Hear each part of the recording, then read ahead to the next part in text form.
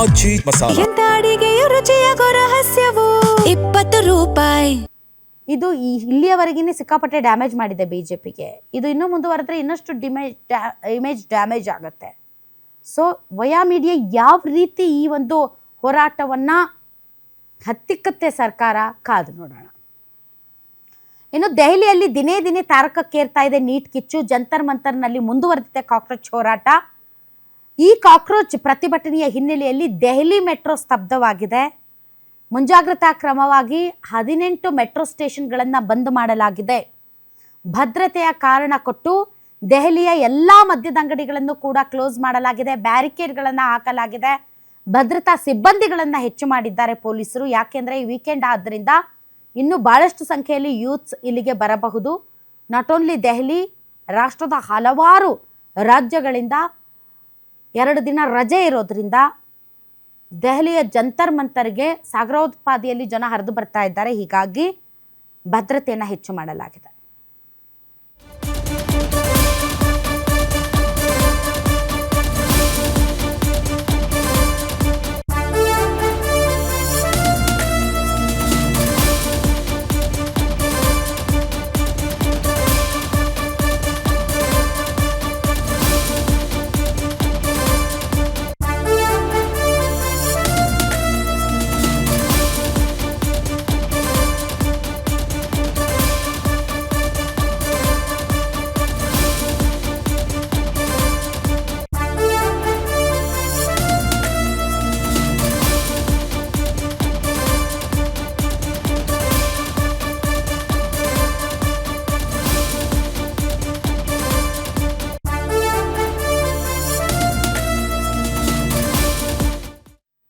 ದೆಹಲಿಯಲ್ಲಿ ದಿನೇ ದಿನೇ ತಾರಕಕ್ಕೇರ್ತಾ ಇದೆ ನೀಟ್ ಕಿಚ್ಚು. ಜಂತರ್ ಮಂತರ್ನಲ್ಲಿ ಕಾಕ್ರೋಚ್ ಪ್ರತಿಭಟನೆ ಮುಂದುವರೆದಿದೆ.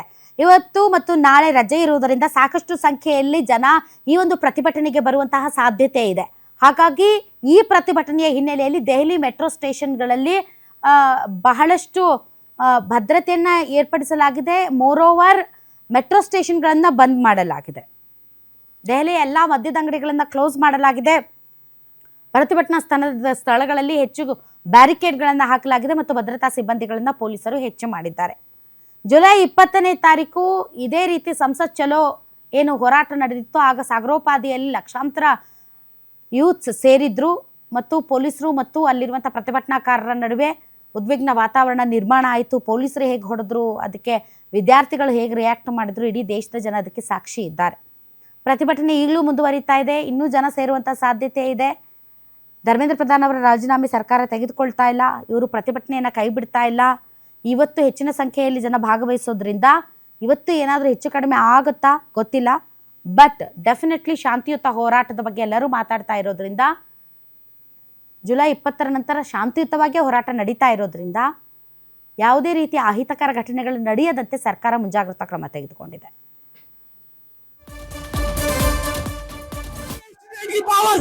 देख सकते हैं कि जनता अपना उफान में आ गई है,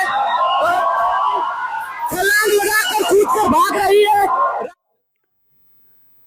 ಇನ್ನು ಧರ್ಮೇಂದ್ರ ಪ್ರಧಾನ್ ರಾಜೀನಾಮೆ ವಿಚಾರಕ್ಕೆ ಸಂಬಂಧಪಟ್ಟಂತೆ ಬಹಳಷ್ಟು ಭಿನ್ನಾಭಿಪ್ರಾಯಗಳು ಇದ್ದಂಗೆ ಕಾಣ್ತಾ ಇದೆ.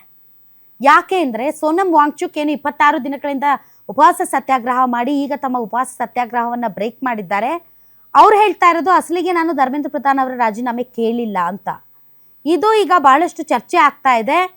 ನನಗೆ ಬೇಕಾಗಿರೋದು ವಿದ್ಯಾರ್ಥಿಗಳ ಸೇಫ್ಟಿ ಪ್ರಯಾರಿಟಿ ಆ್ಯಂಡ್ ಏನು ಶಿಕ್ಷಣ ನೀತಿಯಲ್ಲಿ ಆಮೂಲಾಗ್ರ ಬದಲಾವಣೆ ಮತ್ತು ಅಕೌಂಟಬಿಲಿಟಿ. ಬಟ್ ಧರ್ಮೇಂದ್ರ ಪ್ರಧಾನ್ ಅವರ ರಾಜೀನಾಮೆ ನನ್ನ ಮೊದಲ ಉದ್ದೇಶ ಆಗಿರಲಿಲ್ಲ, ಅದು ವಿದ್ಯಾರ್ಥಿಗಳು ಕೇಳ್ತಾ ಇರೋದು ಅಂತ ಏನೋ ಸೋನಮ್ ವಾಂಗ್ಚುಕ್ ಅವರು ಹೇಳ್ತಾ ಇದ್ದಾರೆ. ಅದು ಈಗ ಬಹಳಷ್ಟು ಚರ್ಚೆಗೆ ಗ್ರಾಸವಾಗಿದೆ.